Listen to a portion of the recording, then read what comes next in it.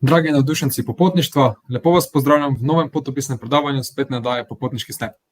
Z vami sem moderator Tilen Nipič in bom vodil današnji dogodek. Torej, organizacija dogodka poteka s strani Popotniškega združenja Slovenije in s sodelovanjem Mladinskega kulturnega centra Maribor. Popotniško združenje, ki ga verjetno že vsi poznate, deluje na področju mladinskega popotništva in povezovanja hoslov po celi Sloveniji in upravlja s tem povezane projekte. Preden vam predstavim današnjega gosta, vam bom samo povedal pomembno obvestilo, da je združenje vzpostavilo lasten sistem za izdajanje digitalnih članskih izkaznic in sedaj lahko svojo digitalno izkaznico enostavno in hitro vidite kar na spletu. To je pomemben mejnik in v okviru tega bo podeljeno tudi prvim 100 popotnikom bo podeljena brezplačna popotniška izkaznica in ta dejansko akcija že poteka, tako da za več informacij lahko obiščete spletno stran Popotniškega združenja. Torej, da ne bom predolg, pa vam sedaj predstavljam današnjega ekskluzivnega gosta. Torej, z nami je izkušen svetovljan, popotnik in tudi predsednik Popotniškega združenja Slovenije, to je Igor Jurišič. Torej, Igor, pozdravljen v naši oddaji. Ja, lep pozdrav vsem gledalkam in gledalcem, seveda tebi, Tilen, in me veseli, da smo po nekaj oddajah prišli na tudi malo bolj skrivnostne destinacije. Ja, Igor, zelo nas veseli, da si z nami. Začetek bi te mogoče prosil, da nam predstaviš destinacijo, mogoče malo osnovnih informacij, kam se bomo podali, na to pa mogoče tudi, kako si sploh prišel tja, oziroma kak je bil tvoj razlog oziroma motiv za obisk, kaj te je poneslo v te skrivnostne kraje. Ja, takole, moj prvi obisk Demokratične ljudske republike Koreje oziroma Severne Koreje je bil, bom rekel, precej naključen. Namreč, kaj se je zgodilo, z enim dobrim znancem, prijateljem na Dunaju smo ravno razmišljali, ali gremo ali ne gremo na eno prireditev, ki so jo prirejali na veleposlaništvu Severne Koreje, in glede na to, da je imel vabilo, smo rekli, se gremo pogledati, kaj se bo dogajalo. Tam smo se zapletli v pogovor in smo ugotovili, da v Sloveniji še ni nobenega društva slovensko-korejskega prijateljstva ali kaj podobnega. In nas je potem kar nekaj prijateljev se dogovorilo in smo ustanovili združenje, ki pa sodeluje z organizacijami tako v Severni kot v Južni Koreji in katerega, da rečemo, glavni motiv, glavni moto je, da poskušamo pač, kar se da iz te male Slovenije, prispevati k temu, da se vzpostavi nek trajen mir na Korejskem polotoku z različnimi projekti, ampak o tem nekoliko kasneje. Torej, tako je potekalo ozadje, preden si dejansko ti obiskal Korejo, torej ustanovitev društva ki bi prispevalo k miru na Korejskem polotoku med Slovenijo seveda in Severno Korejo. To je bila tista osnovno vodilo in tudi nekako, kar bomo slišali verjetno šele v drugi oddaji, projekt, ki je res uspel. Zdaj pa mogoče to, kar te je prej zanimalo, kako sploh poteka potovanje, verjetno. Jaz bi pri tem še vas, gledalke in gledalce, pozval, da lahko svobodno postavljate vprašanja in komentarje, na katere bomo odgovarjali tekom predstavitve, pa tudi na koncu. Tako da, evo, Igor, beseda je spet tvoja. Takole, skratka, po tistem, ko smo se nekako spoznali, je bilo zopet drugo naključje, da je bilo to ravno leta 2012, ko so v Severni Koreji proslavljali 100. obletnico rojstva njihovega predsednika Kim Il-sunga. Namreč po njihovi ustavi ni imel mandata dosmrtnega, ampak nesmrtnega predsednika, kar pomeni, da čeprav je že kar vrsto let pokojen, je še vedno uradno predsednik Demokratične ljudske republike Koreje. In mi smo se udeležili potem njegovega 100. rojstnega dneva in takrat so se seveda izjemno potrudili z vsemi temi masovnimi dogodki. To, kar pa zdaj gledamo na ekranu, to pa je nekaj utrinkov iz samega Pjongjanga in pa ena redkih fotografij, kjer se osebje na letalu dovoli slikati. Namreč stevardese so me prosile, če bi lahko jaz nekako se slikal z izdelki, ki jih tam ponujajo in prodajajo. Pa sem rekel, ja, ampak pod pogojem, da se slikamo z obema fotoaparatoma, tudi mojim.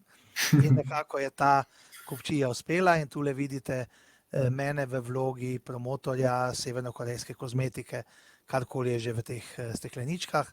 Ampak takšnih fotografij da se nekdo tako odkrito slika naprimer z stevardesami, je, bom rekel, izjemno malo. Pa še, torej, čeprav razumem, so dejansko oni prosili tebe za fotografijo, kar je zanimivo. Ja, moj pogoj pa je bil, da tudi jaz dobim to fotografijo in tako se je potem tudi zgodilo. In tu se pa že malo potepamo po sami prestolnici Pjongjang, kjer naprimer poteka kar dosti prometa pod zemljo. To, kar vidite, torej so utrinki iz postaje podzemne železnice v Pjongjangu. In drugače pa smo se s podzemno železnico peljali bolj tako, da smo videli, kako deluje. V glavnem so nas pa vozili z prizorišča do prizorišča in tule lahko naprimer vidimo njihov slavolok zmage. Aha, torej to je njihov slavolok zmage, ki je spominjal tistega v Parizu, no, francoskega. Tako, samo da je večji, pa seveda so hteli zadevo narediti večje. V samem slavoloku not so pa razne dvorane, na vrhu pa razgledna ploščad, s katere se vidi precej Pjongjanga, med ostalim tudi eden izmed stadionov, ki služijo tako športnim prireditvam, kot pa tudi raznim masovnim prireditvam, raznim proslavam, in na levi strani tudi vidimo, kako se pripravljajo na eno od teh prireditev. Namreč te zadeve imajo res do zadnje podrobnosti vnaprej pripravljene in glede na to, da so te vojaške parade in ostale masovne prireditve res megalomanske, se pripravljajo torej različni nastopajoči na različnih delih mesta. In kakorkoli, ko se voziš po mestu v času pred raznimi temi prireditvami, boš skoraj na vsakem večjem prizorišču ali pa na vsakem večjem parkirišču najdel kakšno skupino, ki se pripravlja na ta nastop. Zanimivo. Igor, imam eno bolj splošno vprašanje. Kako pa je bilo s fotografiranjem na tvojem potovanju? Si imel kakšno posebno dovoljenje, oziroma kaj si lahko fotografiral in kaj ne? So bila kakšna določila? Zdaj nekih strogih določil ni. Zdaj načeloma se naj ne fotografira vojaških oseb ali pa vojaških nekih objektov, čeprav že iz prvih fotografij ste videli, da smo se na sami mejni črti med Severno in Južno Korejo brez težav slikali z temi, ki so nas spremljali, torej z njihovimi vojaki oziroma častniki. Drugače pa načeloma ni bilo nobenih resnih težav z dovoljenjem za fotografiranje, razen tega, kar sem že omenil. In pa seveda, če želiš slikati nekaj ljudi, naprimer na kupu, je potrebno te ljudi vprašati, če se s tem strinjajo, kar se mi pa zdi, da je tudi neka etična norma, ki bi morala biti tudi kje drugje. V končni fazi nismo na safariju, ampak smo z ljudmi in tudi ne spomnim pa se, da bi kdaj kdo zavrnil. Kvečemu je kdaj kak starejši možakar rekel, da malo počakam, potegnil kak glavnik iz žepa, se malo počesal, pa je rekel, zdaj pa lahko. Torej, čakaš nas kar veliko fotografij ljudi, torej večina ljudi je dejansko odprtih do fotografije, oziroma se radi slikajo, še posebej s redkimi obiskovalci. Zopet odvisno, kje si, ampak načeloma ni bilo nekih večjih zadržkov. Tudi, naprimer, ko smo tam slikali neke delavce ob cesti, ki so odpravljali posledice poplav, so nam mahali nazaj, tako da tudi, naprimer, vojaki, ki so se vozili na parado, so s kamionom mahali in brez težav smo jih fotografirali. Seveda so pa tiste stvari, ko sem prej omenil, da bi zdaj neke, torej na tistem območju, ko se pelješ proti sami razmejitveni črti, tam pa ti že na avtobusu povejo, da na tem območju, zato ker so razni vojaški položaji, da pač na tem območju naj ne fotografiraš. Okay. Evo, tule lahko naprimer vidimo na tej fotografiji levo zgoraj, naprimer tisti stereotipi, ki pravijo, da morajo imeti vsi enako frizuro in vsi enako kot voditelj. Pa sem bil precejkrat v Severni Koreji, pa niti enega nisem videl, ki bi imel enako frizuro kot voditelj, torej kot Kim Jong-un. Res pa je, da si pri frizerju pomagajo z nekimi modeli fotografij, da se ne rabijo preveč ukvarjati s tem in pač pokažeš na fotografijo in potem nekako poskušajo v tem smislu tudi porihtati tvojo glavo, če le gre. Tule pa vidimo zopet par fotografij, naprimer iz Pjongjanga, čisten tak utrip na ulici, pa gospod, ki se vozi z nekimi, da rečemo, tisto sončno masko ali nekaj takega, in pa ljudi, ki pred enim blokom urejajo travo. In potem, ko sem vprašal, kaj so to za en, mislim, kdo to ureja in tako naprej, so rekli, da vsak blok ima seznam in pač za vse stvari, ki jih je treba narediti okoli bloka, vsake toliko časa pride eden na vrsto in tako se pač dobijo tisti, ki so ta dan na vrsti za urejanje in uredijo malo trave, malo počistijo in tako funkcionira. Če se vrnemo k tej frizuri, torej vse smo izpodbili en predsodek v Severni Koreji, glede ravno pri frizuri, ko si omenil, torej da ni potrebno imeti enake frizure kot voditelji. Torej, Ne, to so, se pravi, to je en kup enih mitov krožijo v Severni Koreji, ki bom rekel, skoraj noben od njih ne drži. Naprimer drži to, da če slikaš naprimer spomenik voditelja ali pa sliko, te prosijo, da slikaš tako, da ostane v enem kosu, torej da ne odrežeš nog ali glave ali da, torej to je naprimer eno tako priporočilo, medtem ko pa drugih nekih stereotipov pa skoraj ni noben od teh, ki smo jih nekako vajeni, ni zdržal. Se tule, če vidite naprimer eno množico ljudi, pa boste videli, da ravno nimajo istih oziroma enakih frizur. Spomenik. Tule pa prihajamo seveda do spomenika, ki simbolizira ustanovitev njihove delavske stranke oziroma vodilne stranke in ta spomenik je dejansko tvori eno celo linijo v Pjongjangu, torej eno veduto, ki se potem zaključuje z tistim hribom, kjer sta ta dva 70-metrska spomenika Kim Jong-ilu in Kim Il-sungu. Tole, kar pa gledamo, so pa zopet priprave na enega od teh masovnih dogodkov in to kar na trgu Kim Il-sunga. Zdaj, če boste vsi pozorni gledalke in gledalci, pa boste videli, da so na tleh določene pikice. Te pikice imajo vsake toliko časa tudi kakšno številko in te pikice služijo v oporo, da ko se izvajajo določena koreografija, da se točno ve, na katero pikico se preskoči in to, ko gledaš usklajenih 10.000 ljudi na trgu brez ene same napake, je res mogočno, ampak pravim, imajo pa, da rečemo temu po narekovaji, šmingelcetlce, bi rekli na Štajerskem, oziroma plonk listke v drugem delu Slovenije, to so pa te pike, po katerih se orientirajo. Torej, to je primerno res dobro organizirane prireditve na tem enormnem trgu, kot smo videli. To vlada. Mislim, v končni fazi tudi Arirang, ki je torej masovne igre, so vpisani v Guinnessovo knjigo rekordov kot dogodek, na katerem je največ nastopajočih na svetu. Zanimivo. Ok, in sedaj se selimo v modern del. Tako. Zdaj se selimo v modern del Pjongjanga. Kim Jong-un si je zadal kot eno od nalog, da vsako leto uredijo eno novo ulico oziroma cesto, ampak to ni neka mala, neka majhna povezava, ampak so to ogromne avenije z mogočimi stolpnicami in skratka, ko prideš v Pjongjang, sploh zvečer, je res lepo za videti. Zdaj pa mogoče, na teh slikah se mogoče malo slabo vidi, ampak da se opaziti, da so na vseh novih cestnih svetilkah, da so opremljene z fotovoltaiko, zatem pa stoji ena, bom rekel, zelo zanimiva zgodba. Namreč ob tem prvem obisku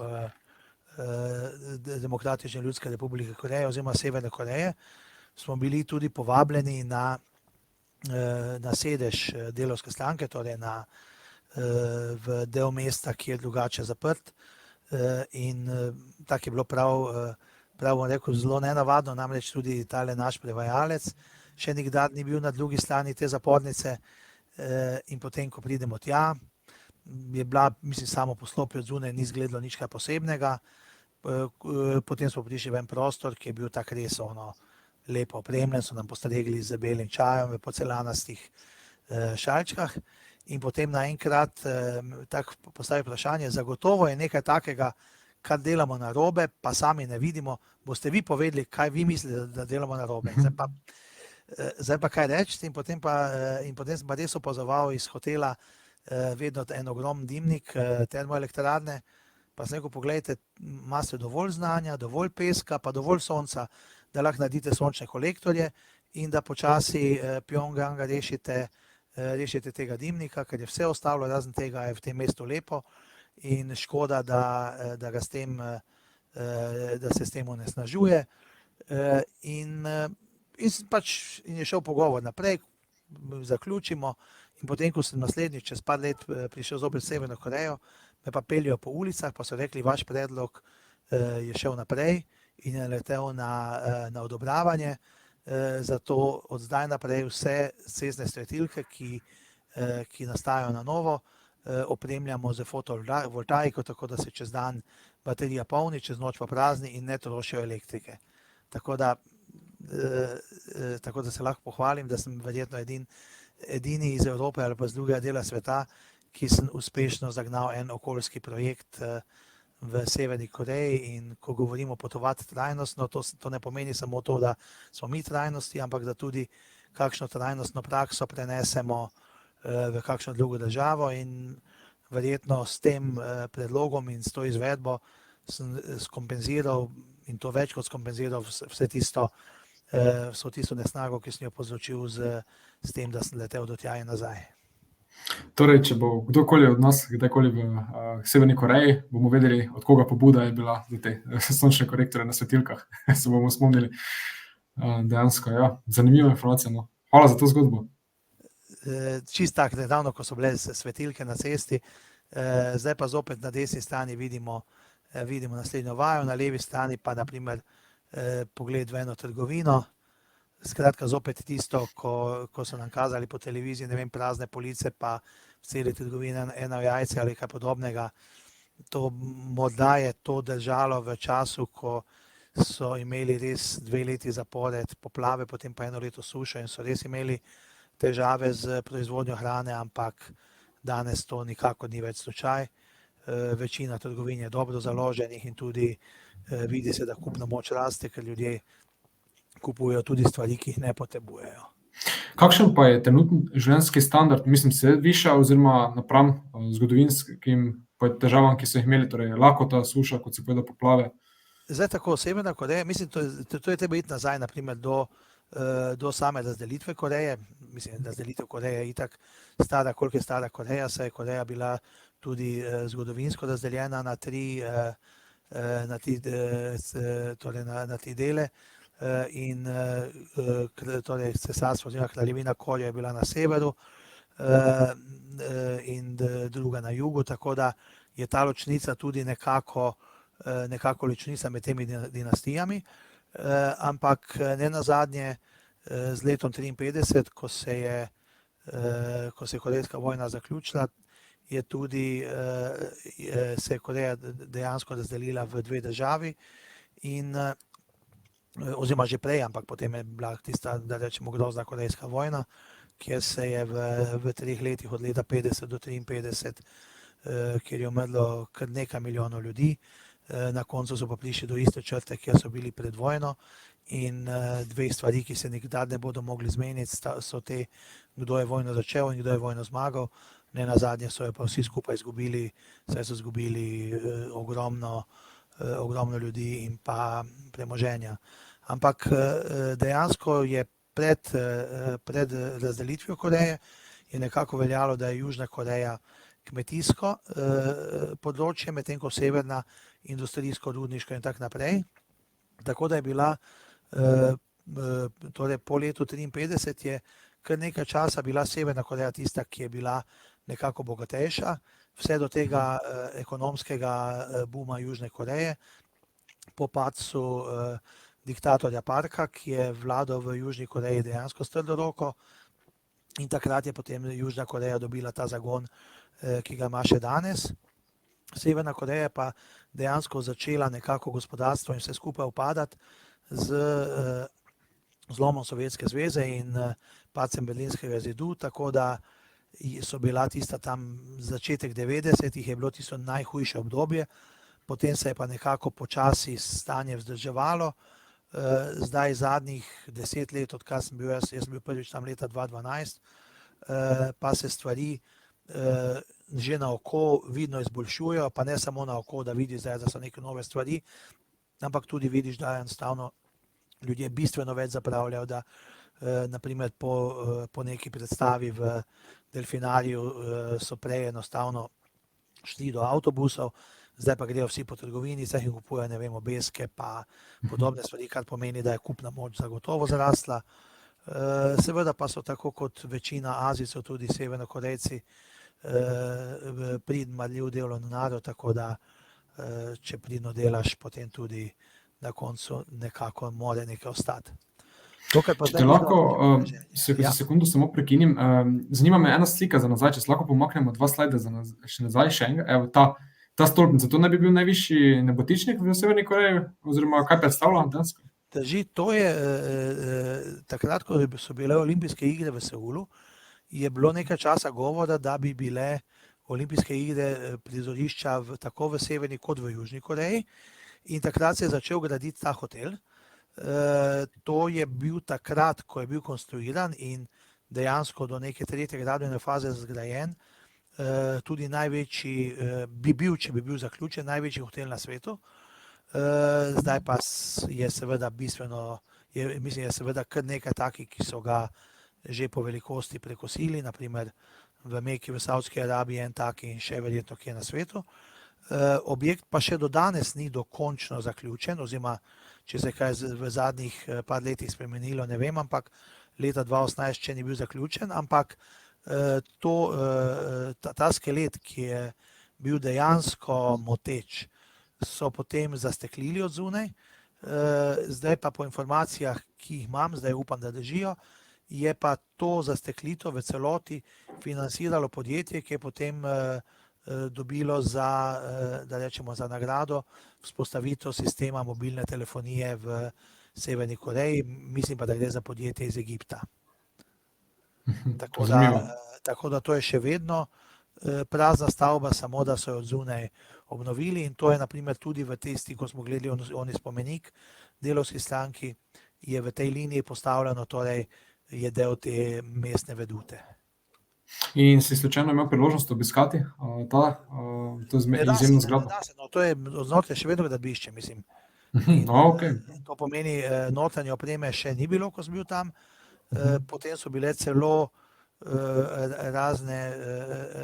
razne govorice, da naj bi hotelska veriga Mövenpick prevzela in začela upravljati s tem hotelom, ampak potem se je zgodil COVID in Koreja še do danes ni odprla vrat po covidu, tako da upam, da bo čim prej odprla in da vsi lahko pogledamo še nadaljne spremembe.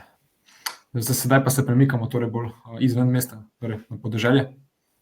Tako, te slike so nastajale na poti proti Južni Koreji, torej proti razmejitveni črti med Severno in Južno Korejo. In tu vidimo še, naprimer, marsikje na podeželju še vedno uporabljajo prežno živino. In tule pa se počasi pomikamo torej proti Wonsanu, to je največje pristanišče.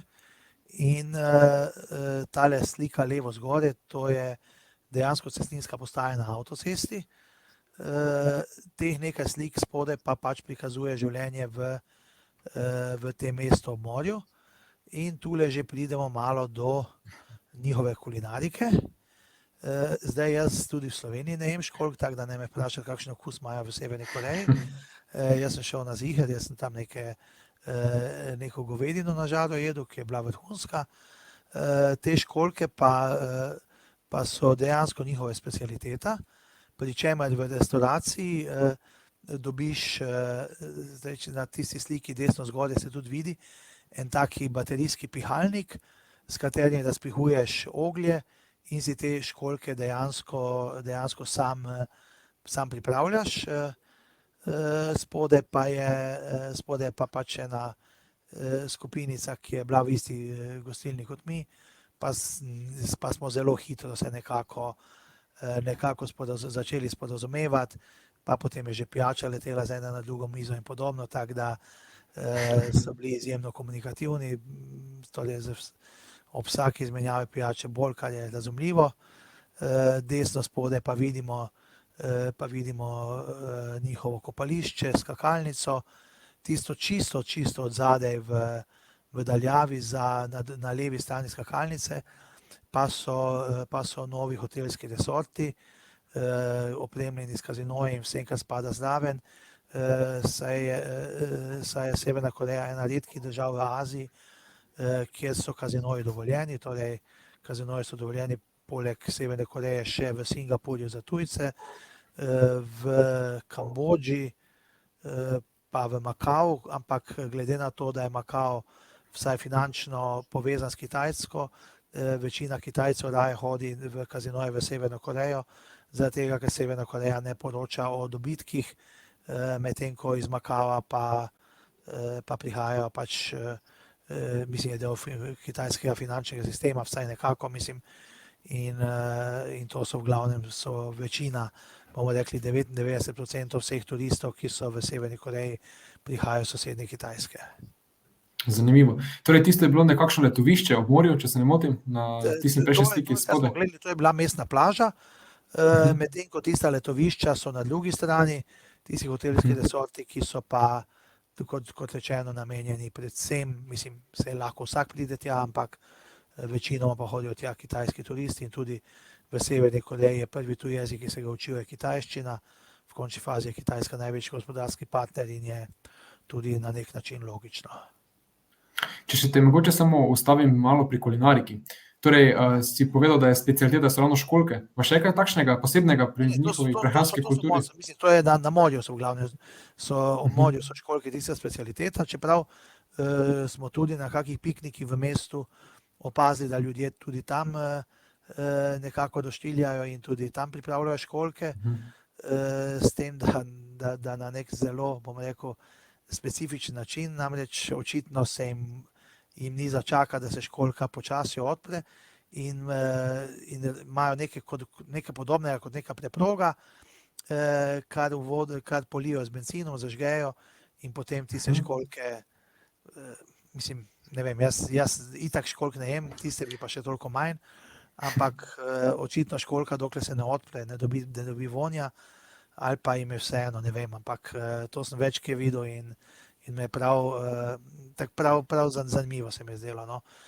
Drugače pa morska hrana je kar razširjena, drugače pa hrana ni bistveno različna od naše, torej uporablja se tako piščanec, svinjina, govedina, tudi zelenjava se uporablja podobna, najbolj znana jed nekako korejska, ki zaznamuje tako Južno in Severno Korejo, je pa kimči, to je pa fermentirano zelje, ki je zelo začinjeno, zelo pikantno in je nekaj podobnega, kot pri nas kislo zelje, ki smo ga nekoč kisali zaradi tega, ker ni bilo v hladilniku in podobnega, da je zdržalo čez zimo, tukaj pa ga ne kisijo na tak način kot pri nas, ampak ga fermentirajo, začinijo in s tem so nekako skozi zgodovino, pa tudi še danes ohranjali pač vse tiste vitamine, ki so jih potrebovali tudi v zimskih mesecih. Da smo še izvedeli torej malo od kulinariki, no, prehranski kulturi. Sedaj se pa pomikamo nazaj na podeželje. To je tisto, kar sem prej govoril, naprimer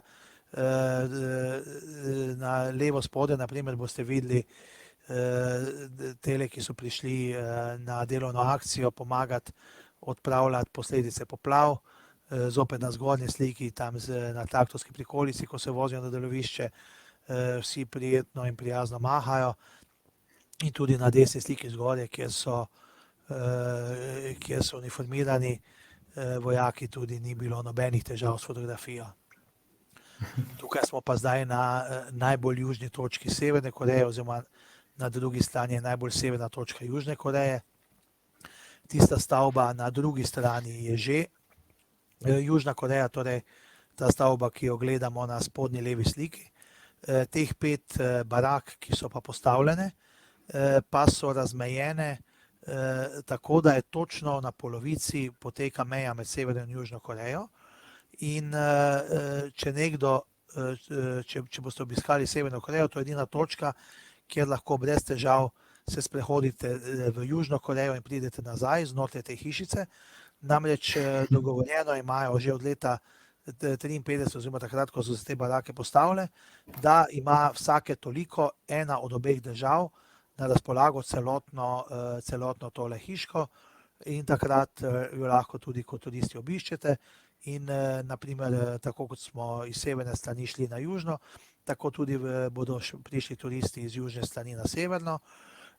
In na sredini je pa črta, torej, ki predstavlja mejo.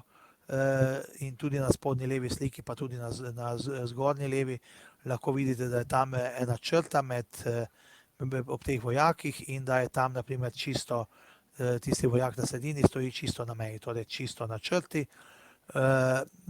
Seveda pa z druge strani potem, ko se odpre za južnokorejsko stran, pa na enak način stojijo na južni korejski strani njihovi vojaki.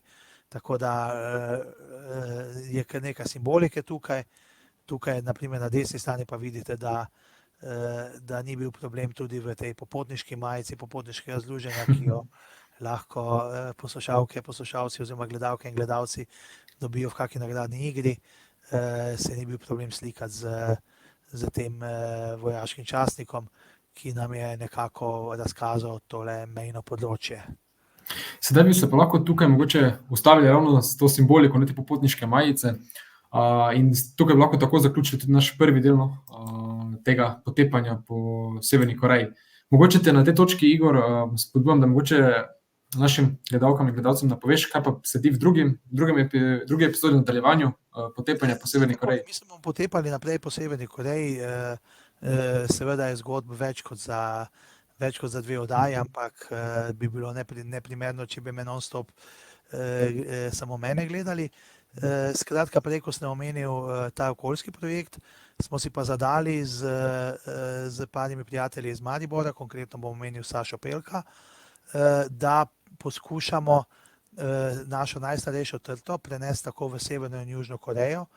In po dolgih pogovorih na obeh straneh smo dosegli, da se je potomka mariborske stare trte selila tako v Seul kot v Pjongjang.